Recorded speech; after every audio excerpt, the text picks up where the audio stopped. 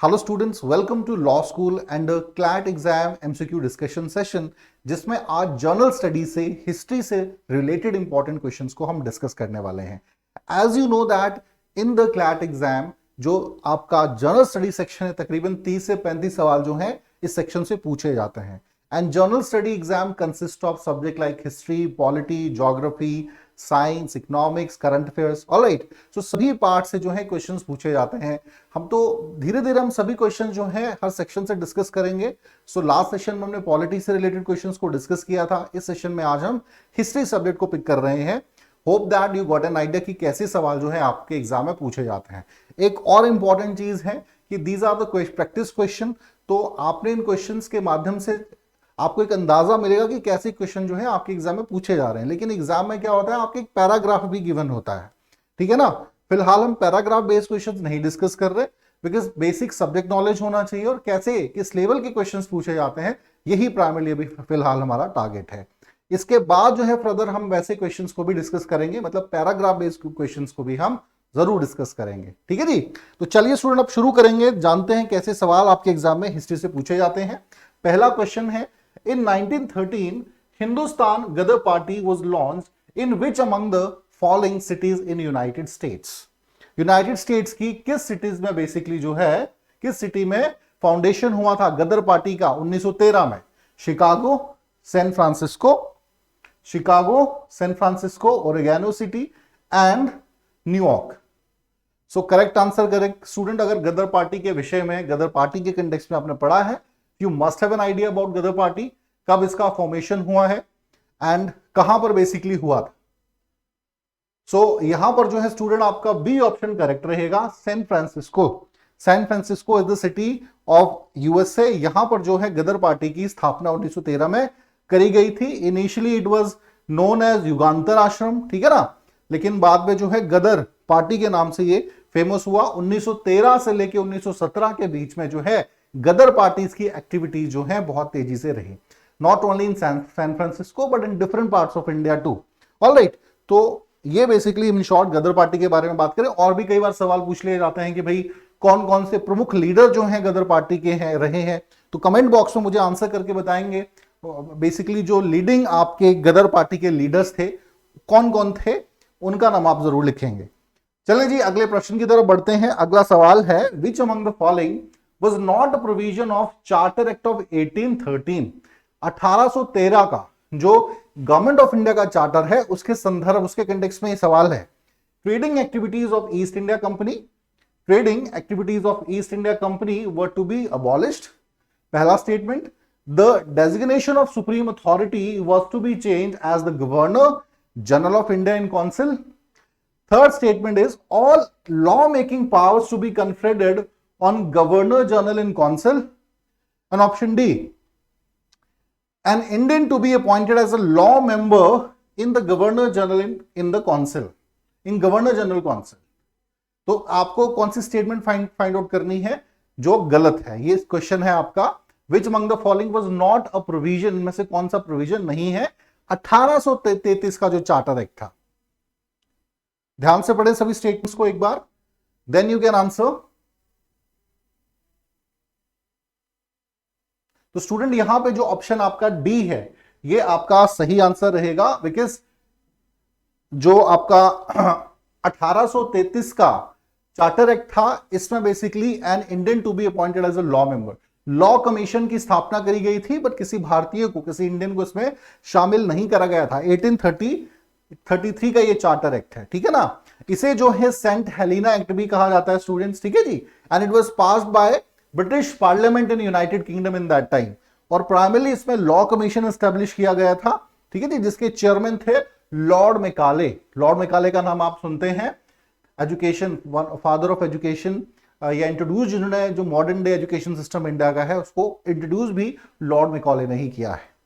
तो चलें जी अब अगले सवाल पे बढ़ते हैं। Question number 3, under which among the following governor general of India the public works department was started in 1848? Lord Dalhousie, Lord William Bentinck, Lord William Bentinck, Lord Wellesley Lord Wells, one second,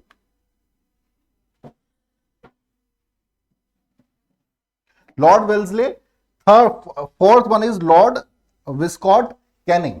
तो हाँ जी student, जरा option देख लें एक बार, then answer question. क्या सही उत्तर होगा क्वेश्चन नंबर 3 का? Under which among the following governor general of India the public work department was started. Now आपको हिंट है, साल गिवन है यहां पे, है ना, 1848। तो जरा याद कीजिए, अगर क्रोनोलॉजिकल ऑर्डर में आपको याद है कि उस समय गवर्नर जनरल भारत के कौन थे, तो आंसर कर पाएंगे आसानी से। तो देखिए जी, लॉर्ड डलहौजी जो है उस समय भारत के गवर्नर जनरल अपॉइंट करे गए थे, एंड इनका बड़ा महत्वपूर्ण रोल रहा है। डलहौजी नाम का सिटी जो है, डलहौजी नाम का जो शहर है हिमाचल प्रदेश चंबा डिस्ट्रिक्ट में, वो भी इन्हीं के नाम पर है। और कुछ इंट्रोडक्शन इन्होंने बहुत फेमस चीजों की करी है, जैसे रेलवे इंट्रोड्यूस किया, electric telegraph and uniform postage system introduce किया इंडिया में, ठीक है जी। सो इनका कंट्रीब्यूशन है 1848 से 1856 तक बेसिकली जो है, या डॉक्ट्राइन ऑफ लैप्स के लिए भी जाने जाते हैं, है ना। तो बहुत सी फेमस इस प्रकार की जो है इनका कंट्रीब्यूशन रहा है। तो यहां पे ऑप्शंस के हिसाब से ए जो है वो करेक्ट रहिएगा।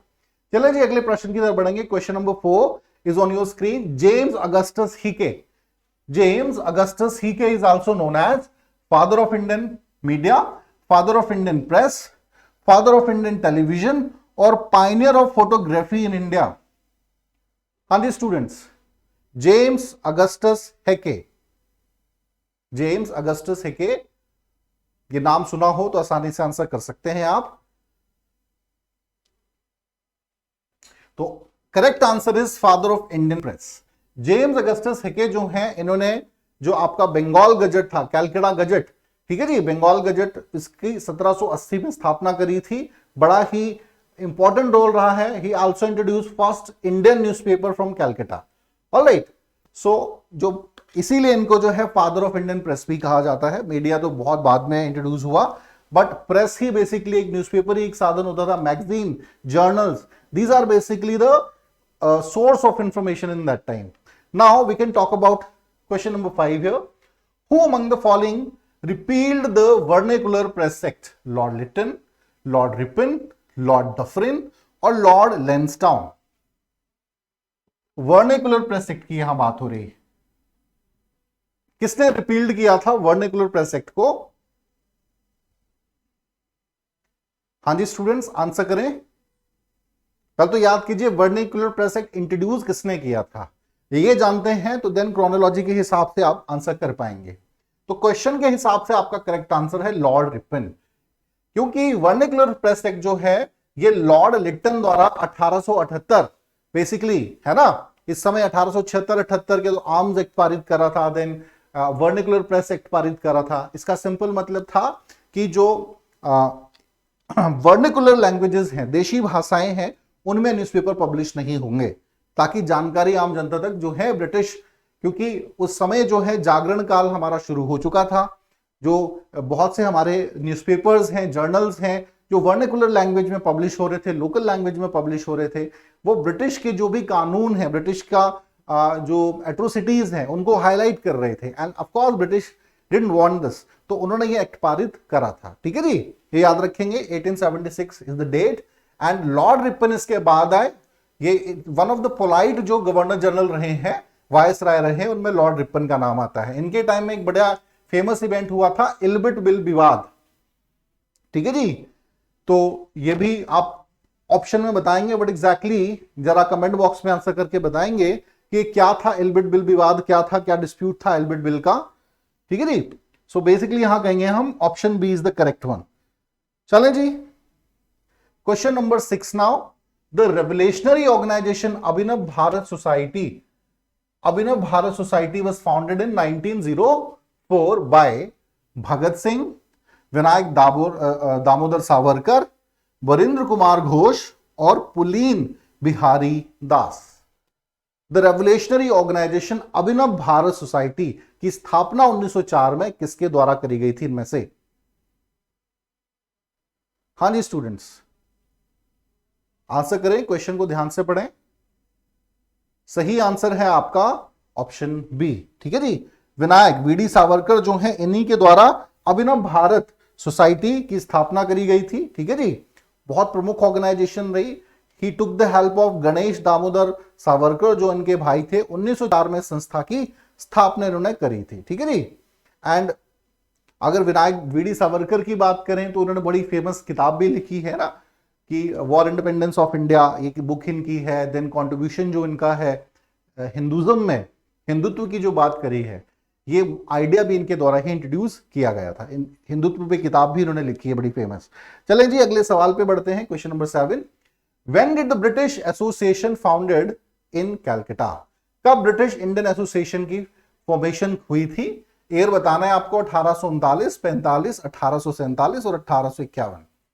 सिंपल प्रश्न है, अगर पढ़ा है भाई तभी आप क्वेश्चन का आंसर कर पाएंगे। सही आंसर जो है आपका ऑप्शन डी है। 1851 में बेसिकली देवेंद्र नाथ टैगोर जो है, इनके द्वारा कलकत्ता में इस संस्था की स्थापना करी गई थी। देवेंद्र नाथ टैगोर वही हैं जिन्होंने तत्वबोधिनी सभा की स्थापना 1839 में की थी, ठीक है जी। So these are some of the fact which you need to keep in mind, और अच्छे से पढ़ेंगे सभी मूवमेंट्स को तभी अंदाजा हो पाएगा। अगला सवाल है, the Indian national Indian association was founded by whom in 1867? The National Indian association की बात हो रही है।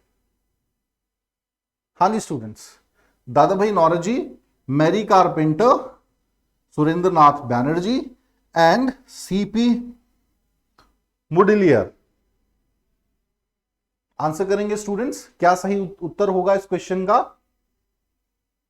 ध्यान से पढ़ें एक बार क्वेश्चन को। The National Indian Association was founded by whom in 1867। So यहां पे बी स्टूडेंट जो है Mary Carpenter is the correct answer. Alright, इनके द्वारा इस संस्था की स्थापना 1867 में करी गई थी। मुझे कमेंट बॉक्स में आंसर करके बताएं। एक सवाल आपसे और पूछूंगा अब मैं, देखिए आपकी इंगेजमेंट भी जरूरी है ना, आप आंसर करेंगे, कनेक्टिविटी बनेगी, है ना। मैरी कारपेंटर के विषय में दो और पहलू जो हैं वो आप मुझे कमेंट बॉक्स में आंसर करके बताएंगे। तब तक हम अगला प्रश्न डिस्कस करेंगे। 9th क्वेश्चन है, who among the following authors wrote Maasir e Alamgiri? Ishwardas Nagar, Minhaj e Siraj, Ziauddin Barani and अलबूरूनी। हाँ जी स्टूडेंट्स, किसके द्वारा मसीर ए आलमगिरी जो किताब है ये लिखी गई थी? कौन इसके ऑथर थे? तो आंसर जो है आपका ऑप्शन ए, ईश्वरदास नगर जो है इनके द्वारा, ठीक है जी। मुगल एम्परर औरंगजेब के समय ये किताब बेसिकली लिखी गई थी। आलमगीर रिटन बाय, मतलब डेडिकेटेड है ये आलमगीर, औरंगजेब आलमगीर, ईश्वरदास नगर द्वारा इसे लिखा गया था, ठीक है जी।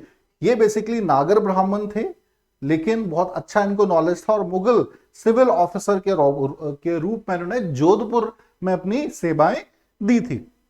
बेसिकली आपको किताब का नाम याद रखना है, इतना बाकी इन डिटेल आपसे नहीं पूछा जा रहा, लेकिन हाँ किसने ये लिखी थी ये अंदाजा रहना चाहिए। Which among the following viceroy tenure Simon commission was appointed? भाई किसके समय पे कौन था उस समय भारत का वायसराय? लॉर्ड वेलिंगटन थे, लॉर्ड इरविन थे, लॉर्ड रीडिंग थे, या फिर लॉर्ड चैम्सफोर्ड थे? अब याद कीजिए साइमन कमीशन कब अपॉइंट किया गया था, उस हिसाब से अंदाजा कर पाएंगे आप।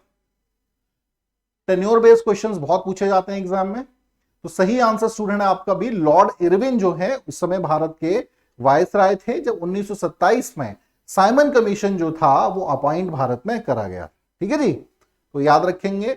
और 3 फरवरी 1928 को बेसिकली साइमन कमीशन भारत आए थे, मिस्टर साइमन, और क्योंकि कोई भारतीय इसमें नहीं था साइमन कमीशन में तो इसका विरोध हुआ। 1928 में नारेबाजी, साइमन गो बैक के नारे लगाए गए थे, लाठीचार्ज हुआ था और लाला लाजपत राय का देहांत भी इसी समय हुआ था। चलें जी अगले प्रश्न पे बढ़ते हैं, question number 11। During whose viceroyship the Muslim League was founded? किसकी वायसरायशिप में मुस्लिम लीग की फाउंडेशन हुई थी? Lord Hardinge second, Lord Chelmsford, Lord Reading and Lord Minto second. हाँ जी students, kindly answer. During whose viceroyship the Muslim League was founded? अब देखिए फिर आपको टेन्योर पता होना चाहिए कि भाई मुस्लिम लीग की स्थापना हुई कब थी। 1906 में मुस्लिम लीग की स्थापना हुई है, तो उस समय कौन थे अंदाजा लगाएं अब। क्या चैम्सफोर्ड थे, रीडिंग थे, मिंटो थे, कौन थे भाई? चैम्सफोर्ड तो 1919 में थे, है ना। तो सही आंसर जो है ऑप्शन डी, लॉर्ड मिंटो, है ना, मिंटो, मॉडले मिंटो 1909 में, अगर आपको याद हो, मॉडले मिंटो जो है आपका अलग से एक कानून पारित किया गया था। तो उस समय जो है मिंटो जो है, लॉर्ड मिंटो, इनका नाम आता है, याद रखेंगे। इंपॉर्टेंट सवाल है स्टूडेंट, ये भी एग्जाम्स में पूछा जा सकता है। लॉर्ड मिंटो सेकंड, ठीक है जी। चलें जी, अगला क्वेश्चन नंबर 12 है, who led the French army in the battle of Wandiwash. The battle of Wandiwash की बात हो रही है ना। Count de Lally, captain Paradise, captain Best, general Eric Coote. Wandiwash ये आपका जो एंग्लो फ्रेंच स्ट्रगल है, कर्नाटिक वॉर्स हैं, उनका जिक्र हो रहा है। हाँ जी सुन, क्वेश्चन नंबर 12 आंसर करेंगे। सो ऑप्शन जो ए है आपका काउंट डी लाली, ठीक है ना। काउंट डी लाली जो है फ्रेंच आर्मी के एक जर्नल थे। बैटल ऑफ वॉन्डी वॉश 1766 में हुई थी, जिसमें फ्रेंच लॉस्ट द बैटल, और यहां से फ्रेंच की जो एक भारत में अपनी सत्ता को स्थापित करने की, पॉलिटिकल पावर जीतने की इच्छा थी, वो भी समाप्त होती है, ठीक है ना। चलें जी, क्वेश्चन नंबर 13 को डिस्कस करेंगे अब। The principle of dyarchy was introduced in India by British government through which act. Dyarchy system किस एक्ट के तहत पारित किया गया था? Indian council act 1861, Indian council act 1892, Indian council act 1909 and Government of India 1919. So which one is the correct, students? Kindly respond. Question number 13 is on your screen. सही answer student यहां रहेगा government of India act 1919। 1919 का जो Montesquieu Chelmsford act है, इसी के तहत provinces में जो है प्रोविंशियल लेवल जो है यहां पे डायरेक्टी सिस्टम जो है वो इंट्रोड्यूस किया गया था, ठीक है जी। सिंपल याद रखेंगे आप, 1919 का गवर्नमेंट ऑफ इंडिया एक्ट, या ऐसे मॉन्टेस्क्यू चैम्सफोर्ड रिफॉर्म भी कहा जाता है, ठीक है जी। और ये डायरेक्टरी सिस्टम कहां इंट्रोड्यूस हुआ था? प्रोविंशियल लेवल पे ये इंट्रोड्यूस हुआ था। चलें जी, अगले क्वेश्चन को डिस्कस करेंगे आप। The capital of India was transferred from Calcutta to Delhi in which year. कब कैलकाटा से दिल्ली कैपिटल को ट्रांसफर करा गया था? आंसर करें। हाँ जी स्टूडेंट्स, 1905, 1906, 1911 या 1915, ये चारों ऑप्शन आपके सामने है।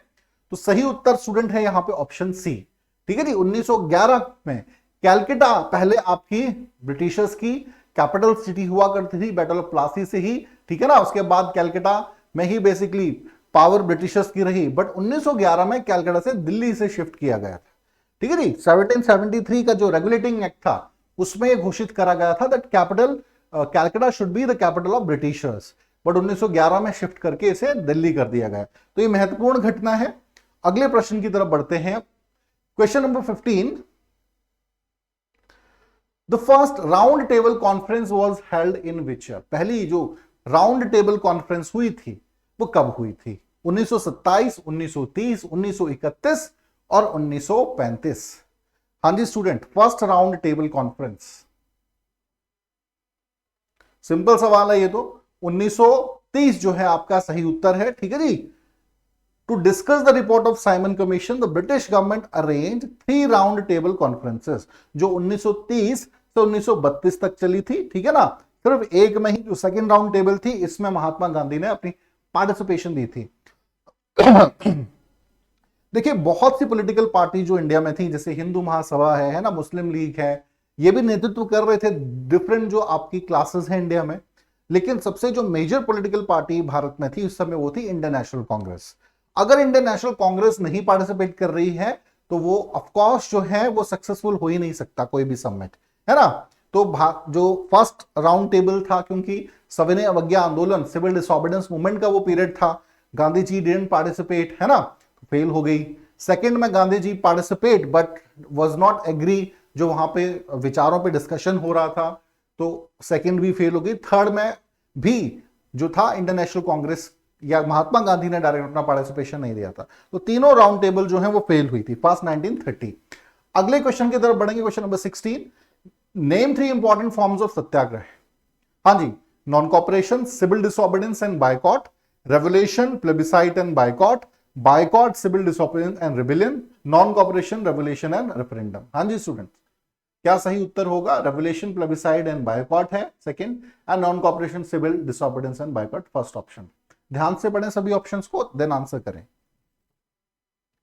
सत्याग्रह के सबसे जो हथियार हैं कह सकते हैं अकॉर्डिंग टू गांधी जी, कौन से हैं?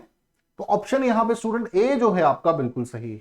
ठीक है जी, non cooperation movement, civil disobedience and boycott, ये सत्याग्रह के जो है सबसे महत्वपूर्ण वेपन महात्मा गांधी जी के अकॉर्डिंग रहे हैं। तो ऑप्शन ए जो है यहां पे आपका सही रहेगा। ठीक है जी, चलें जी अगले प्रश्न की तरफ बढ़ेंगे। Who was the viceroy of India at the time of the formation of Indian national Congress? Indian national Congress की जब स्थापना हुई है तो भारत के वायसराय कौन थे? Lord Canning, Dufferin, Lord Lytton, Minto. अब याद कीजिए कि भाई इंडियन नेशनल कांग्रेस की फॉर्मेशन कब हुआ है, किस साल हुआ है, उससे थोड़ा सा आपको आइडिया मिलेगा। लिटन के बाद रिपन आए थे, रिपन के बाद कौन आए थे आपके? Dufferin, Lord Dufferin. ठीक है जी, 1885 में बेसिकली लॉर्ड डफरिन भारत के वायसराय थे। तो बी जो है आपका करेक्ट आंसर रहेगा। चलें जी अगले क्वेश्चन को पढ़ते हैं। 18वां सवाल, what was the capital of French colony in India? बहुत सिंपल सवाल है ये तो, पुडुचेरी, कोचीन, कैलकाटा एंड गोवा। हाँ जी स्टूडेंट्स, कौन सी कैपिटल रही है फ्रेंच कॉलोनीज की इंडिया में? जो भी फ्रेंच कॉलोनीज थी उनकी कैपिटल सिटी कौन थी भारत में?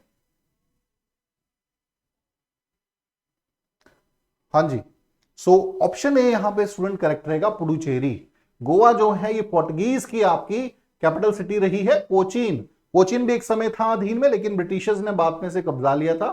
तो गोवा गोवा तक ज्यादा सीमित रह गए थे पोर्टुगीज, और पुडुचेरी कैपिटल सिटी बनी रही थी आपके। इवन आजादी के बाद भी कुछ समय तक जो है फ्रेंच टेरिटरी ही रहा था। उसके बाद Puducherry became the union territory of India.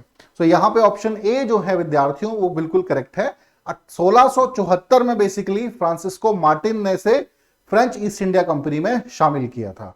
चलिए जी अगले क्वेश्चन को डिस्कस करेंगे। Question number 19 now, who is refer to the frontier Gandhi? Frontier Gandhi के नाम से किसे जाना जाता है? खान अब्दुल गफ्फार खान, मणिलाल गांधी, शेख अब्दुल्ला, गोपाल कृष्ण गोखले। हाँ जी student, question number 19 is on your screen. Who is referred to as frontier Gandhi? Frontier Gandhi ji के नाम से कौन जाने जाते हैं? Frontier Gandhi. So option A यहां पे स्टूडेंट जो है खान अब्दुल गफ्फार खान। ठीक है जी, इनको जो है फ्रंटियर गांधी के नाम से जाना जाता है। कारण क्या है? Because he was deeply influenced by Mahatma Gandhi teaching and he tried to introduce the Gandhian thought. जो पठान कम्युनिटी है उनमें भी उन्होंने कहा नॉन वायलेंस, सच्चाई का सहारा आपने लेना है। तो नॉर्थ वेस्ट जो फ्रंटियर रीजन है यहां पर गांधीन थॉट्स को, गांधीन वैल्यूज को इंट्रोड्यूस उन्होंने किया, जिसमें non violence, truth, non possession, ठीक है जी, ट्रस्टीशिप जैसे सिद्धांतों को यहां पर इंट्रोड्यूस करने का श्रेय दिया जाता है खान अब्दुल गफ्फार खान को। बहुत ही पोलाइट नेचर के व्यक्ति थे, पर्सनालिटी थे। अगला प्रश्न, question number 20, who among the following was the president of the Indian National Congress at Calcutta session in 1933? So Rojni Naidu, Annie Besant, Neil Sengupta and none of the above. Nellie Sengupta, Annie Besant, Sarojini Naidu. ध्यान से पढ़ें। Calcutta session जब 1933 का हुआ है तब की बात हो रही है। सो नील सेनगुप्ता जो है, ठीक है जी, ये उस समय भारत इंडियन नेशनल कांग्रेस की प्रेसिडेंट थी और बेसिकली इन इंग्लिश ओरिजिन की ये महिला थी। 1910 में basically she got married with Jitendra Mohan Sengupta और भारत में ये सेटल हो गई। अपने हस्बैंड से बहुत इंस्पायर्ड थी और जो भी भारत की फ्रीडम स्ट्रगल था उसमें ये शामिल हुई। इवन खिलाफत मूवमेंट जो है उसमें भी इन्होंने अपनी पार्टिसिपेशन दी थी। Even after the independence of India तो इन्हें पद्म विभूषण से भी जो है नवाजा गया है। तो these are some of the important question student. I hope you got an idea कि कैसे किस लेवल के प्रश्न जो है आपके एग्जाम्स में पूछे जाते हैं इतिहास विषय से, हिस्ट्री सब्जेक्ट से। तो बने रहेंगे डेली। हमारा वीकली जो है ये सेशंस होते हैं आपके, है ना, कोई ना कोई सेशन आपका रहेगा ही। क्लैट एग्जाम की तैयारी कर रहे हैं, it's a right time to start your preparation. अगर लेट करेंगे तो प्रॉब्लम रहेगी, ठीक है ना। चलें स्टूडेंट, आज के लिए इतना ही। Thank you very much.